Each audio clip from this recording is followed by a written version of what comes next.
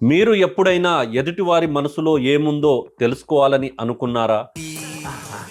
ఎదుటివారిని భావోద్వేగాలు, ఆలోచన విధానము తెలుసుకోవాలంటే మనకు సైకాలజీ తెలియాలి. మరి సైకాలజీలో మనము ఈరోజు 7 మైండ్ రీడింగ్ టెక్నిక్స్ గురించి మనం తెలుసుకుంటే, మీరు ఎదుటివారి మనసులో ఉన్న ప్రతి విషయాన్ని కూడా మీరు గుర్తుపట్టొచ్చు. అందులో నెంబర్ 1 వచ్చేసి the game of eyes. Eyes మీ ద్వారా మనం తెలుసుకోవచ్చు. అండ్ సెకండ్ వన్ వచ్చేసి the hand moment. And third one వచ్చేసి smile test. And fourth one వచ్చేసి బాడీ పోస్టర్.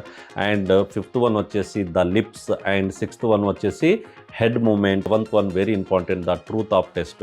సో ఇవన్నీ కూడా 7 కీ పాయింట్స్ గురించి మనం ఒక లాంగ్ వీడియో చేయడం జరిగింది. వెరీ ఎగ్జాంపుల్తో అండ్ క్లుప్తంగా వివరించడం జరిగింది. దానికోసం మనము డిస్క్రిప్షన్లో లింక్ కూడా ఇచ్చాము.